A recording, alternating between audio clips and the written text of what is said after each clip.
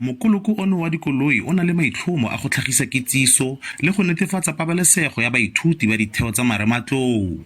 Mo dingwageng tse di fetileng, baithuti ba ne ba kgothusiwa, ba betelelwa le go bolaiwa.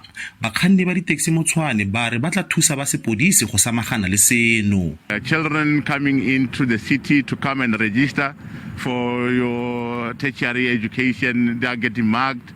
Their phones being taken away, their monies, and we as the taxi industry have to bear the brunt of now transporting them free of charge because we cannot leave them in isolation. Mekgatlo eno ya ditaxi ka fa tlase ga Santaco e ile ya thusa sepodisi go tshwara segongwana seo se neng se tlhasetse baagi kwa Akasia.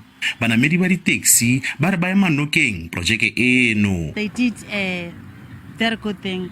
There are a lot of people there that are taking advantages of kids, so they did the right thing. If ever the association is deciding to go with such a process, that should really help the community. Yeah, that will really help. Jaaka go setse fela dibeke di le mmalwa pele ditheo tsa marematlou di bula, baithuti ba tla ikutlwa ba bolokegile. Ofentse Stibo, SABC News, Pretoria.